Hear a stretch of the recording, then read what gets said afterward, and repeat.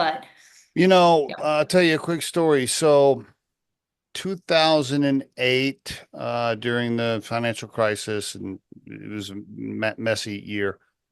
Um, I worked for about a $40 million apparel company in Boulder. I was the director of the retail division. Company was in a free fall. It was not good situation. Um, and at one point, the owners fired the senior leadership team, fired the CEO and or the COO and several of the C-suite people. yeah. And the owner, Mary Ellen, who I'm still good friends with, she came to me and she said, "Hey, congratulations, you're now in charge of the company." And I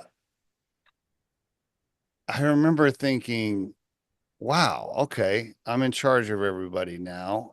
I have no idea what I'm doing. And there was no training checklist. There was no onboarding. There was no like, hey, Steve, Yes. you've never been in the C-suite before, so we're gonna spend 2 months training you. No, it was the house is on fire, company's almost out of cash. It's 2008, the market stinks, and I have to figure out how to be in charge and also keep the bank from calling the notes so we don't close. And there's no training and nothing. That's And then all these eyes, all these employees all these looking at you eyes, like, all these eyes. Yeah, and that's where I was like, where's Evelyn? Where's Evelyn? I need Evelyn right now.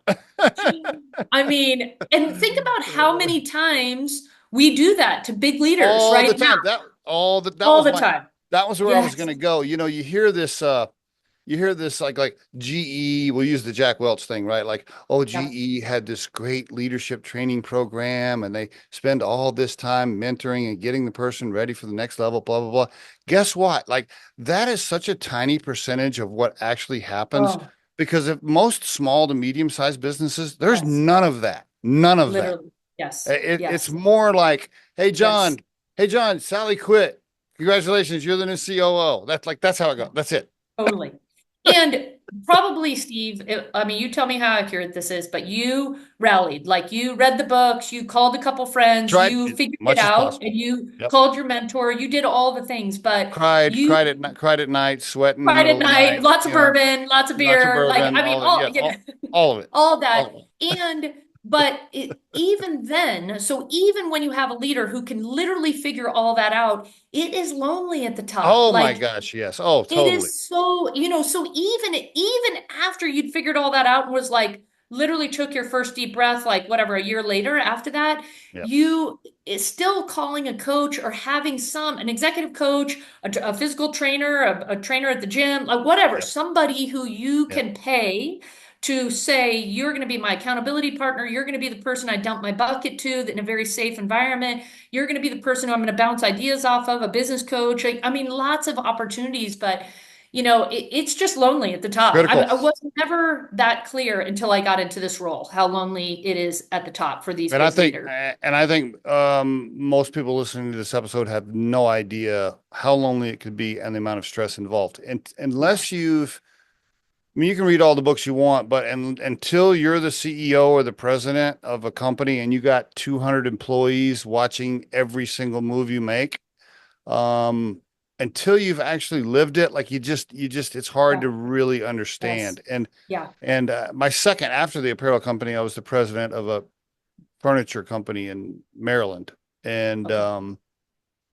that's when I was just like, damn, this is, you Yeah. can't, I mean, I can talk to my wife and she's supportive Right. and loving and she's Of loving and course. everything, but she doesn't understand the business. She doesn't Yeah. see the Yeah. financials. She doesn't, I can't talk to her about everything. Right. And she doesn't Well, and not fully only get that, what's but going on. Steve, she's not objective, right? I mean, your best Right. friend and Well, your wife are exactly. like, yeah, that board of directors, they're idiots. What are they Yeah. doing? They, like they have zero objectivity, right? And so they think, I mean, she thinks you're the most amazing person on the planet Earth, right? Like Exactly. that's why she's still Exactly. married to you. So, Yeah. and Yeah. your best friend, whoever that is, like is the exact same. Like they think you're awesome. That's why they're Right. your best friend, Right. right? So Yeah. when we pull Uh, people like that into our life that are not, that's the experience. I've had a coach my whole life, athletic coaches, of course, but I've also had a career coach, sometimes paid for by me, sometimes paid for by the company. It depends on whether I'm actually like looking to make my next move or I'm trying to just grow in my current yeah. role, right?